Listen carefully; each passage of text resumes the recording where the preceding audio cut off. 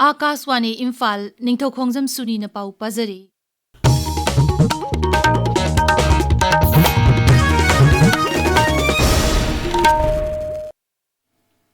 Mukhyamantri Yumnam Khemsa na hairi Imphal Municipal Corporation yauna urban local body sigi mikhal athuba matamda pangthoknaba honari.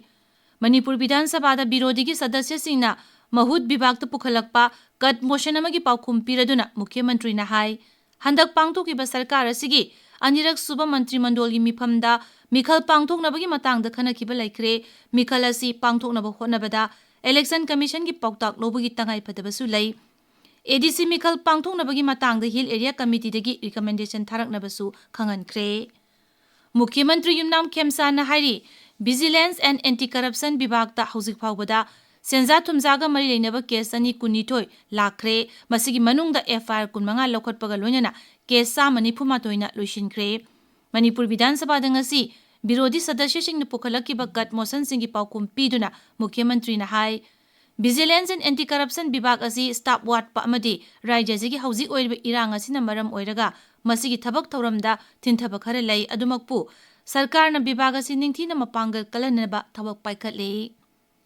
Mukhyamantri Yumnam Khemsa na hairi numit kharani gi mamangda thokiba len yawba nonglei nungsina soklaba imungsingda khudakta tengbang pinanaba marinaba jila singi deputy commissioner singda khangankre. Manipur Appropriation number 2 bill isingani kuntaruk pass tongnanaba khananenabagi mifamda birodi sadasya singna hanglakiba wahang singi paukhum piraduna Mukhyamantri na hai len yawba nonglei nungsina sogolaba imungsingda Araiba Pan Singdagi Sizinaraga Mateng Pangna Bukhangankre, Mukhyamantri na makata na hai, haukiba sahi khara asida, CMHT amasung PMJY gi makada, Rajya sigi miyoi lak tarit ki mathakta layengkre, magna hai, haiba health insurance scheme asi thabakta onthokna hotnabada, aranba kaya yaudaba natte asi, atuba matamda sumthoknaba sarkarna thabak paikhatle. Home gi bibag su puriba Govindas Konthaujam na hairi, Fire station ama hangbada personal taranipandagi tadana leiba amadi kusukulai kayasu sangi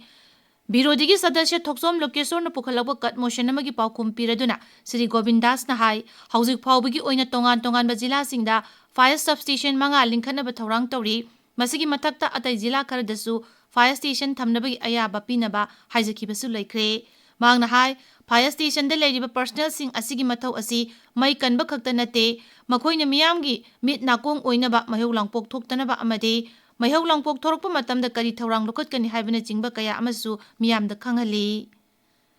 United Naga Council UNC na rajya sida leiriba mitop sing khandok tringaida mikok thibagi thabak tawbidanaba Mukhyamantri Yumnam Khemsanda aiba serolama piduna haijakre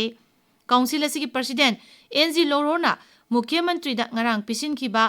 Cherola to the high Mikok Tibagi Tabak asi Satadring Mamangda Rajya Sida Ain kind Sangsilakwa Mitop Sing NRCG Kutangda Masak Kangdopagi Tangai Padabalay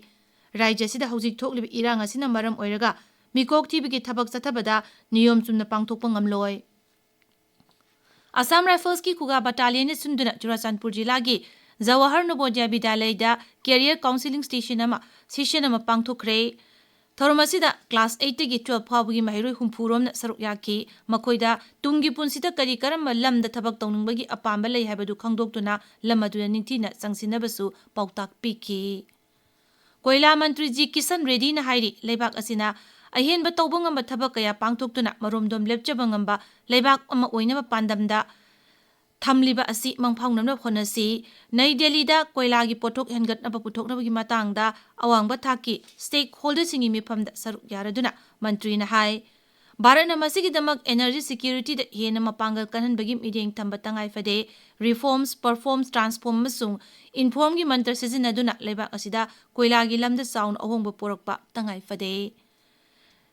Tripura Tribal Areas Autonomous District Council gi mikhal gi matam ngasi rajya gi election commissioner Manoj Kumar na lauthokre paugi mifamamda Sri Manoj Kumar na hai mathang tagi 12 da sit 19 gi mikhal asi pangthoklagani election notification hayeng thokani mirepse pisin bagi matam tha sigi 15 phawbani scrutiny mathang gi numitta pangthokani mirepche loktokpagi aroiba matam tha sigi 19 ni mathang tagi 12 da pangthokadaba mikhal asi gi vote maseng mathang tagi 13 ta thigani